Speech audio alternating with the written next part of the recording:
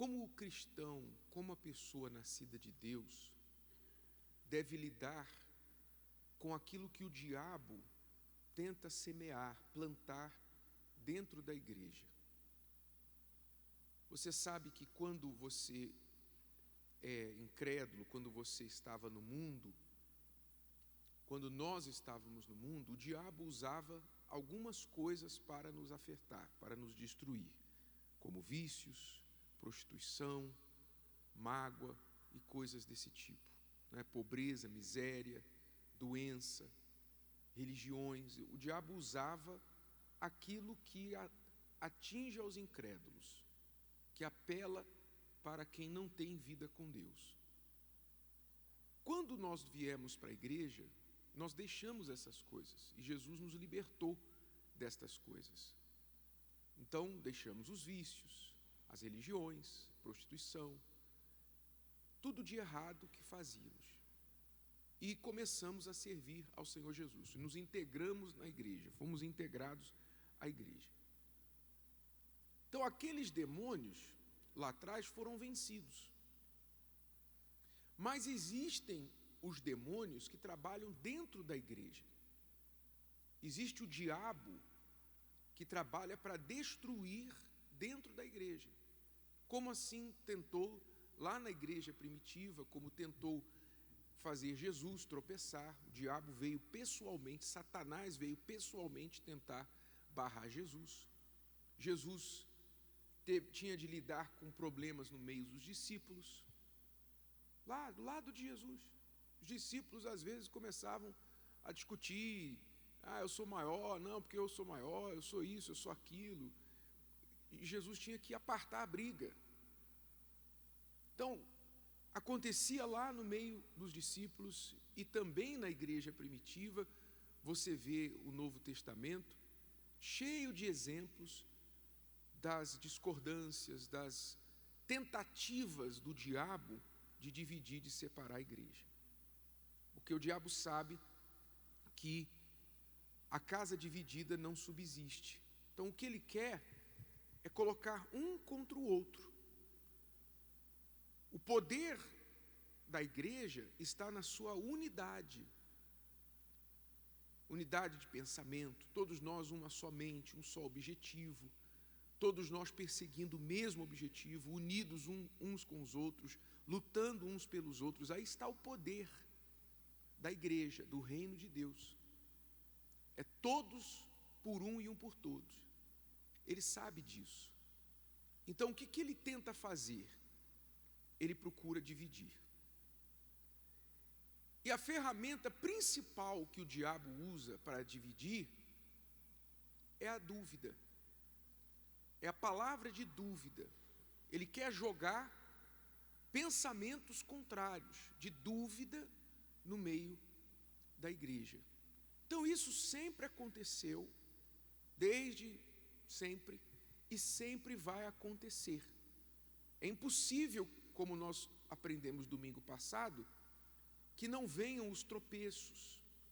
É impossível. Há até um propósito bíblico, um propósito divino nestes tropeços. Deus permite que tropeços aconteçam para que aqueles que não eram de nós, não deveriam estar conosco, tropecem, caiam, vão saindo do nosso meio, porque não eram para estar conosco. Então, é impossível impedir os tropeços. Lá na igreja primitiva, se você quiser abrir aí a Bíblia, em Atos, capítulo 15, se você quiser entender a igreja, o trabalho do Espírito Santo, você tem que ler o livro de Atos, que fala da igreja primitiva. Então, lá em Atos 15, nós vemos uma situação que surgiu na igreja, uma discordância que surgiu na igreja. A partir do versículo 1. Diz assim: então alguns que tinham descido da Judéia, alguns discípulos que tinham descido da Judéia, ensinavam assim os irmãos, se não vos circuncidardes conforme o uso de Moisés, não podeis salvar-vos. Se não vos circuncidardes conforme o uso de Moisés, não podeis salvar-vos. Então, olha só. Paulo com outros discípulos, estava pregando, você vê no capítulo anterior, ali na cidade de Antioquia. Então, ele estava pregando aos gentios, ou seja, aos não-judeus. Deus levantou Paulo para levar o evangelho para fora de Israel, para fora das terras de Israel. Então, Paulo começou a pregar o evangelho para os gentios. Muita gente começou a se converter ao cristianismo, à fé cristã. Aqui fala que alguns vindos da Judéia, alguns discípulos da igreja, chegaram até onde Paulo estava, tendo ouvido falar do crescimento do evangelho, que multidões estavam crescendo. Então estes chegaram ali, querendo se beneficiar do trabalho dos outros, né? Porque quem não é de Deus quer se beneficiar do trabalho dos outros. Quem não gosta de trabalhar, quem é preguiçoso espiritualmente falando, quem não tem o Espírito de Deus quer se beneficiar dos outros. Por que você vê essas igrejas se abrindo ao redor do Templo de Salomão? Por que você vê essas igrejas se abrindo ao redor do Templo de Salomão? Ou, normalmente, onde você vai, onde há uma catedral da Igreja Universal, tem lá uma igrejinha, especialmente de um ex. Por quê? Eles querem ganhar almas. Com certeza eles estão querendo almas. Com certeza eles estão querendo ganhar almas.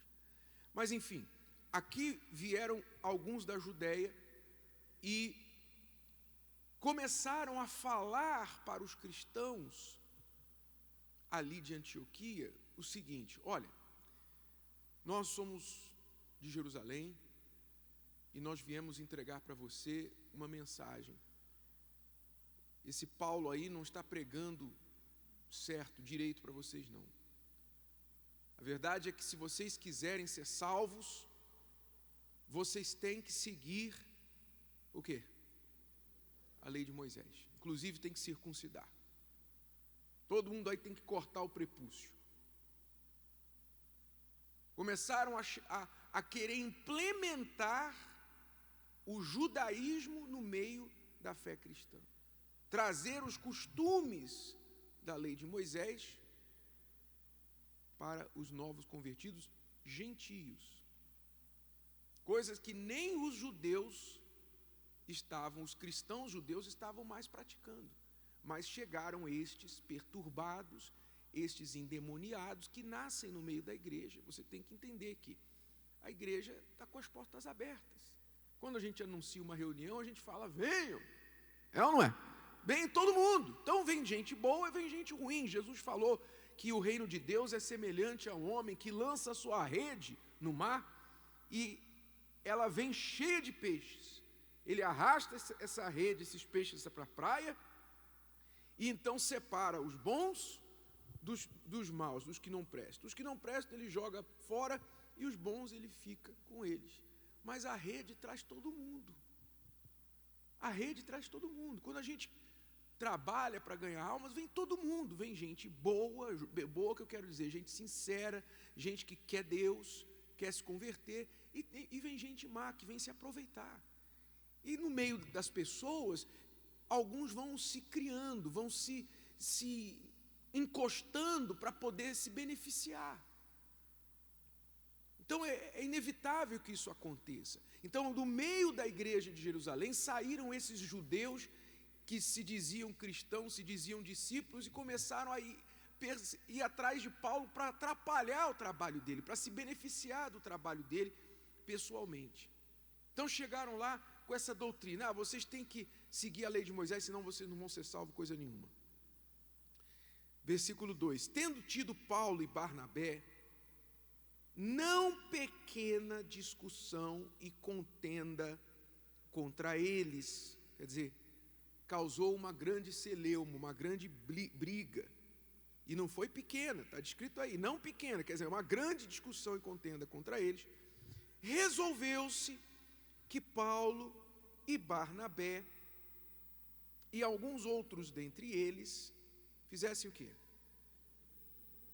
Subissem a Jerusalém aos apóstolos e aos anciãos sobre aquela questão. E eles foram a Jerusalém. E sendo acompanhados pela igreja, passavam pela Fenícia, por Samaria, contando a conversão dos gentios, e davam grande alegria a todos os irmãos. E quando chegaram a Jerusalém, foram recebidos pela igreja e pelos apóstolos e anciãos, e lhes anunciaram quão grandes coisas Deus tinha feito com eles.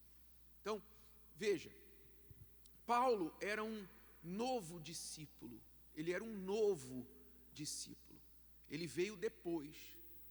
Paulo veio depois, ele não era um dos 12 apóstolos, ele veio depois. Os outros apóstolos mais antigos estavam ainda em Jerusalém. Quer dizer, o centro da igreja, o núcleo da igreja, digamos, a sede da igreja primitiva era lá em Jerusalém, onde estava Pedro, Tiago e os apóstolos mais antigos. Então Paulo, que foi chamado para pregar aos gentios, ele ficava viajando, e ele era um novo discípulo. Então, quando surgiu essa contenda com alguns que vieram de Jerusalém pregando esta bobagem, Paulo confrontou com eles, mas ele decidiu o seguinte, foi decidido o seguinte: olha, nós vamos a Jerusalém para resolver isso. Vamos subir a Jerusalém, vamos lá falar com os apóstolos, com os anciãos da igreja, e vamos resolver esta questão. Então eles foram, e preste atenção, naquela época não era pegar o táxi, pegar o Uber e ir para o Brás, não.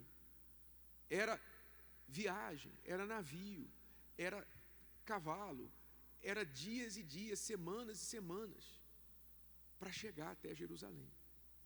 Mas eles foram. E chegando lá, se você ler, eu não vou ler tudo porque é longo o capítulo, mas você lê em casa o resto do capítulo, você vai ver que chegando lá, Paulo apresentou a questão: olha, chegaram alguns aqui de vocês falando que as pessoas têm que se circuncidar, têm que praticar a lei de Moisés, senão não vão ser salvos, etc. Olha, está atrapalhando o trabalho. Não foi isso que nós aprendemos, não foi isso que a fé nos ensinou. Jesus, ele já cumpriu a lei. Vamos trabalhar para levar essas pessoas a se converterem, receber o Espírito Santo, entregar a vida, etc. Paulo pleiteou a sua causa e pediu que os apóstolos e os anciãos decidissem sobre aquela questão. E eles decidiram: não, você tem razão.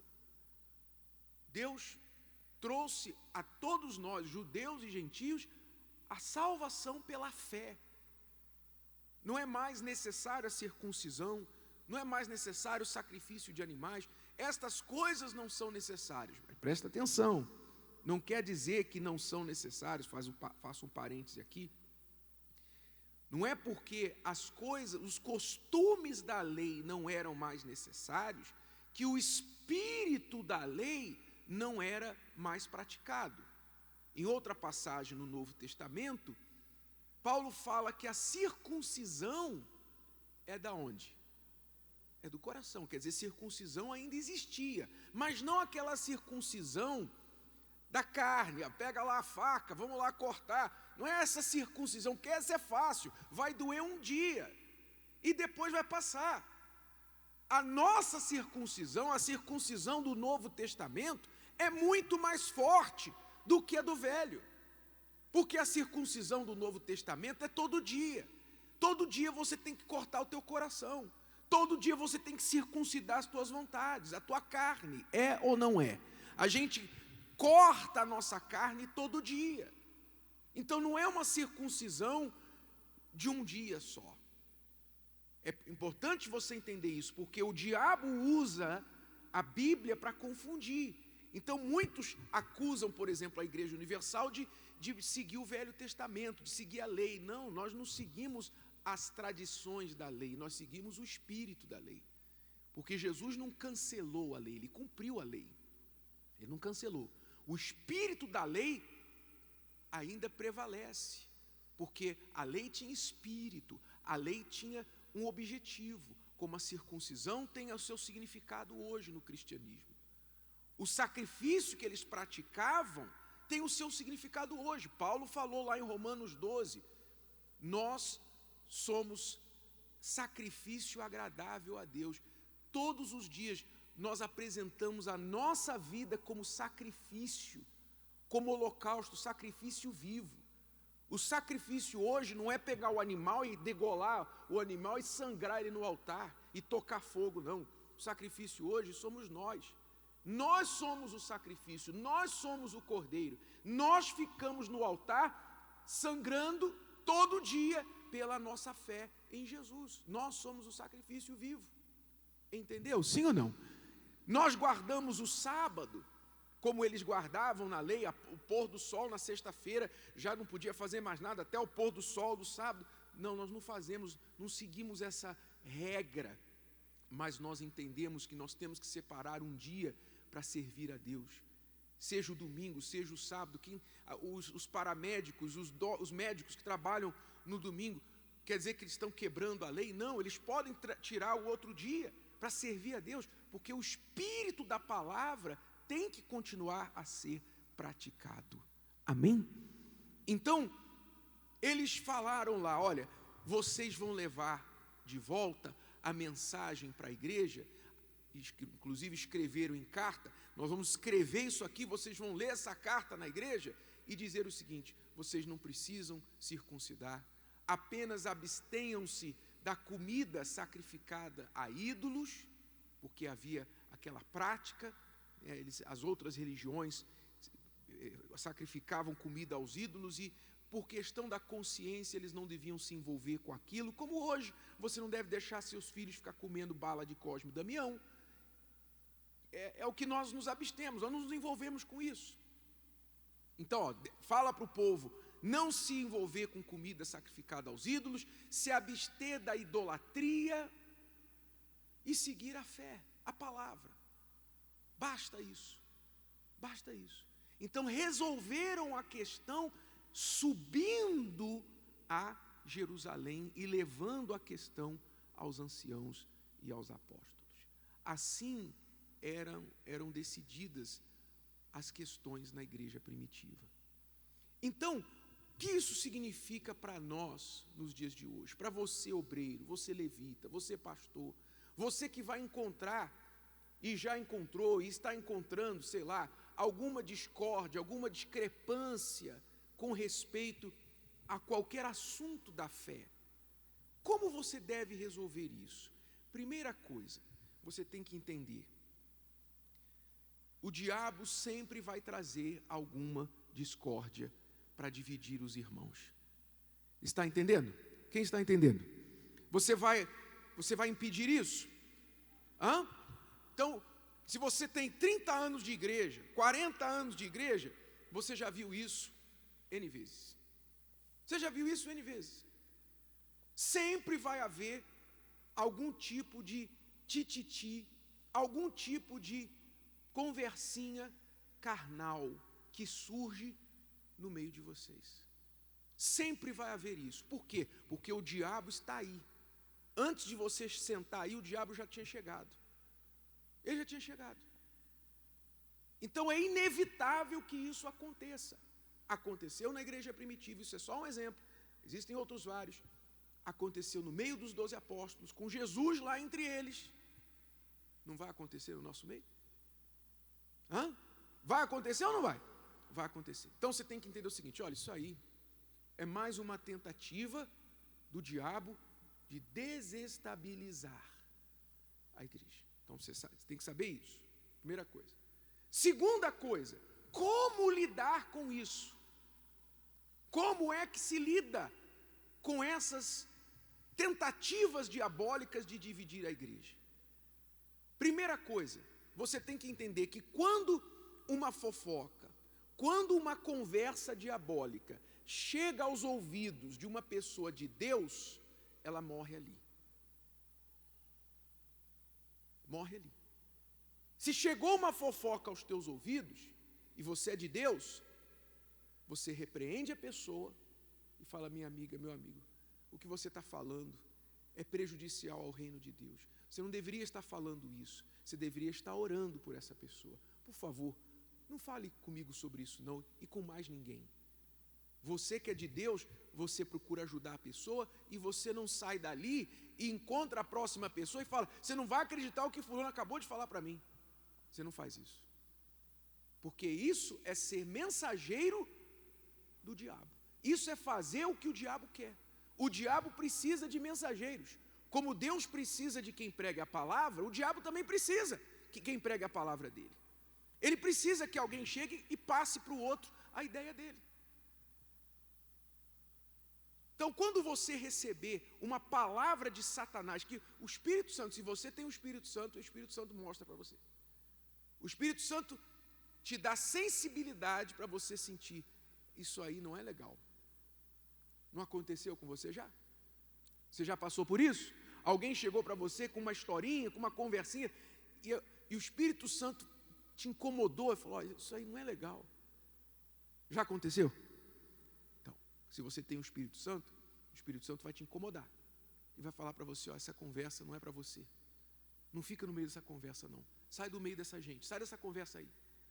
O Espírito Santo vai te incomodar. Se você tem o Espírito Santo, então você vai cortar logo aquilo, sair fora, e você não vai dar crédito, não vai dar corda àquele espírito que está tentando divulgar uma palavra para dividir a igreja.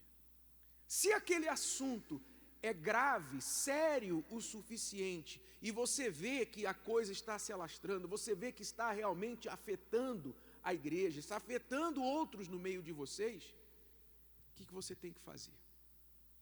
Paulo teve contenda lá com os que estavam pregando a lei de Moisés. Ele teve contenda, não pequena, grande contenda, mas ele viu que mesmo contendendo com eles não resolveu nada. O que ele fez? Subiram a Jerusalém.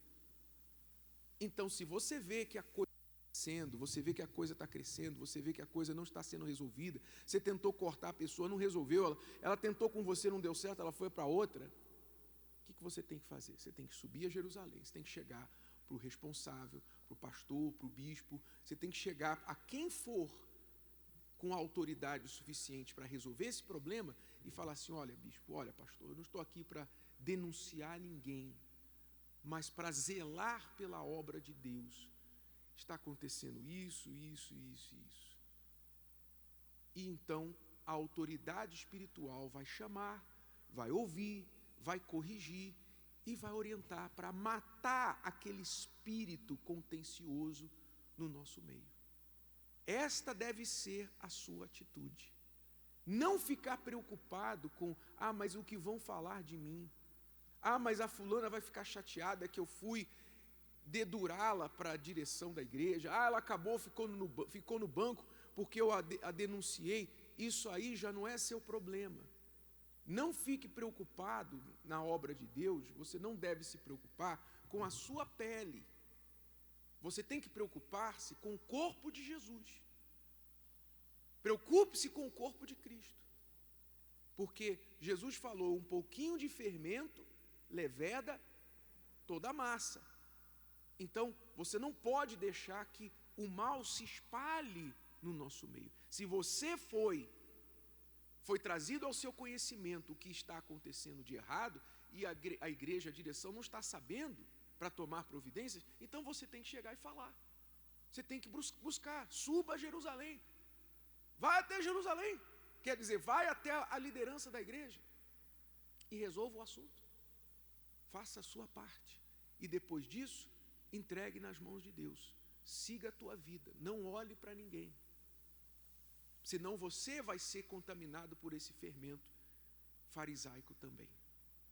Assim é que você deve proceder, ter temor para que você não morra como um peixe pela boca. O peixe morre pela boca, e assim também morrem muitos da fé pela boca. Jesus falou: pelas suas palavras sereis condenados, pelas suas palavras sereis julgados, pelas suas palavras sereis condenados ou absolvidos. Então, nós vamos ter de dar conta de toda a palavra que sair da nossa boca. Jesus falou sobre isso. Teremos de dar conta de toda a palavra, inclusive as palavras tolas que saem da nossa boca. Nós vamos ter de dar conta, prestar conta. Ou seja, um dia aquela bobagem que você falou, um dia aquela expressão, sabe, aquele bufar de na hora da raiva que você saiu falando besteira, você vai ter que dar conta disso para Deus. Jesus falou isso. Então, cuidado com o que você fala, cuidado com o que sai da tua boca, porque é o escape do coração. Se saiu pela tua boca, é porque está cheio o coração. Cuidado.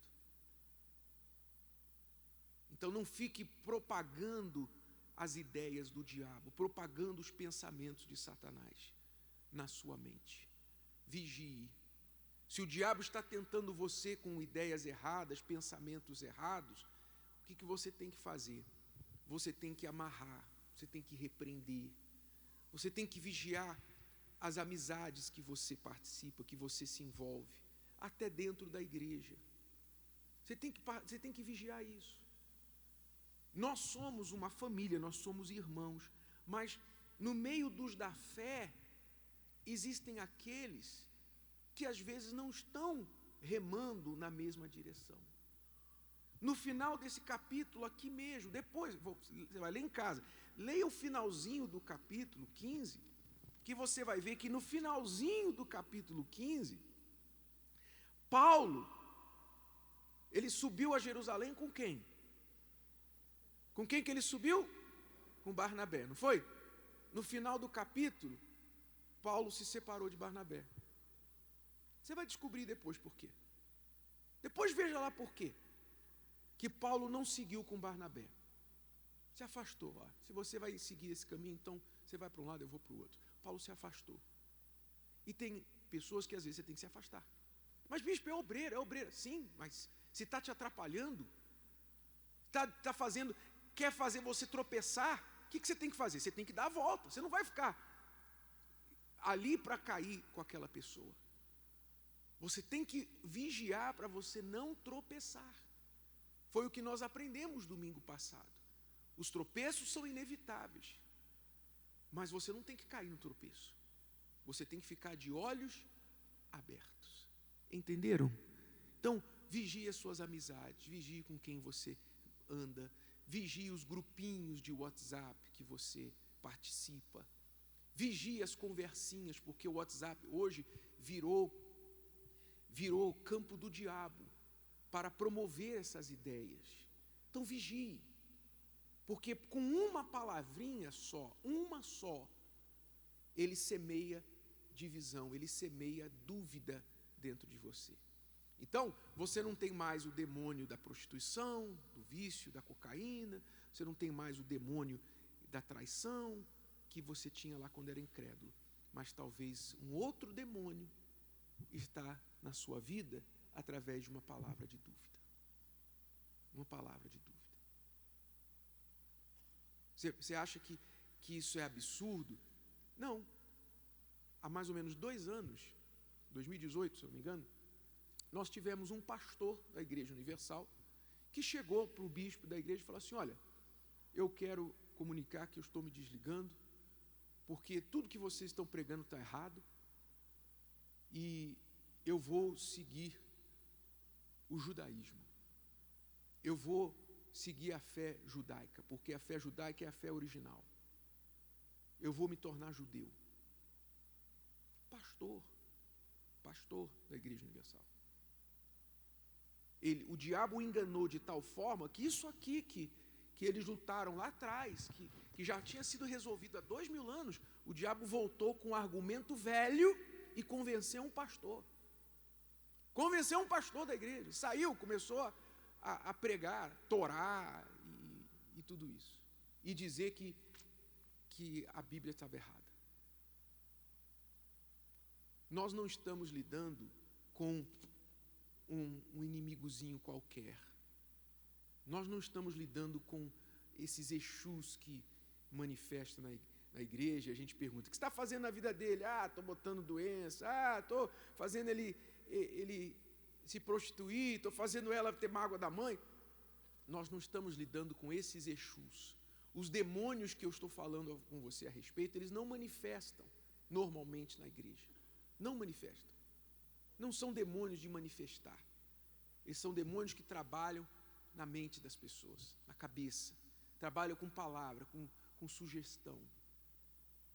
Então, você tem que vigiar a tua vida. Eu falo por você, eu falo pela tua alma, pela tua vida. Porque se esse diabo tomar posse da tua vida, quem vai perder é você. Você pode deixar de ser obreiro, você pode sair da Igreja Universal. Isso aí sempre houve, sempre vai haver. Os que chegam e os que saem. Sempre vai acontecer. Se eu sair da Igreja Universal hoje, daqui a pouco tem outro no meu lugar. Daqui a pouco o Espírito Santo vai colocar um outro bispo no meu lugar. Não se preocupe com isso. Está entendendo? Se eu sair, se eu cair em pecado, se eu disser eu não quero mais, se eu sair, daqui a pouquinho, você vai ficar sabendo, olha, agora quem está responsável da Igreja Universal no Brasil é o bispo fulano. Acabou. Saiu um, entrou outro. A obra vai seguir. Mas eu vou perder. Eu vou perder. Se você cair e tropeçar, a obra vai seguir. Mas você que vai cair. É você que vai estar no chão. Então eu falo com você para você vigiar a tua alma, vigiar a tua vida. Não coloque a tua fé no piloto automático, no ponto morto. Não coloque a tua fé no ponto morto. Está tudo bem, tranquilo, agora é só seguir, agora é só, vou no embalo. Não. Muitos estão caindo, muitos, de todos os tipos, obreiro, pastor, bispo, muitos estão caindo porque não estão vigiando. Estão caindo porque colocaram a fé no ponto morto. Colocaram a fé no ponto morto. Você sabe o que quer dizer ponto morto, não sabe?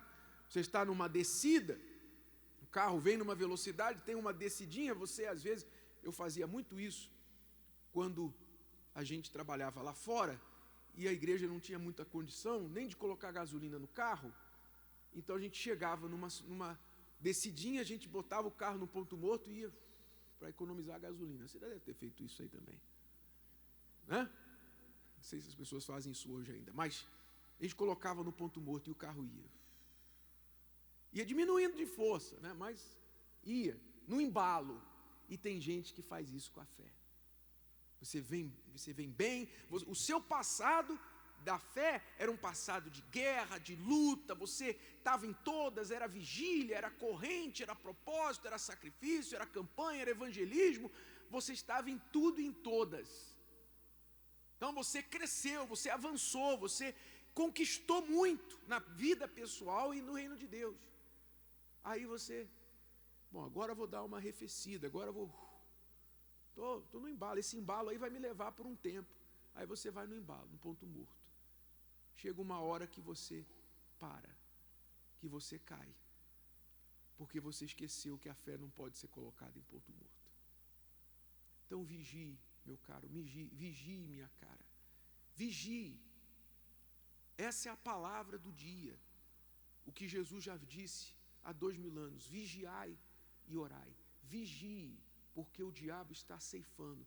Quando você menos espera, você olha do lado, quem estava do teu lado caiu. Caiu. Por quê? Porque não vigiou. Aí você fala, poxa, mas o que aconteceu? Estava do teu lado. Do teu lado. Quer dizer, podia ter sido você. Então vigie, olhe para você. Como Jesus falou naquela palavra, é impossível que venham os escândalos. Olhai por vós mesmos. Não foi isso que ele falou? Lucas 18. Olhai por vós mesmos. Faça isso. Se você quiser manter a sua fé até o fim, você tem que olhar por si. Como eu tenho que olhar por mim.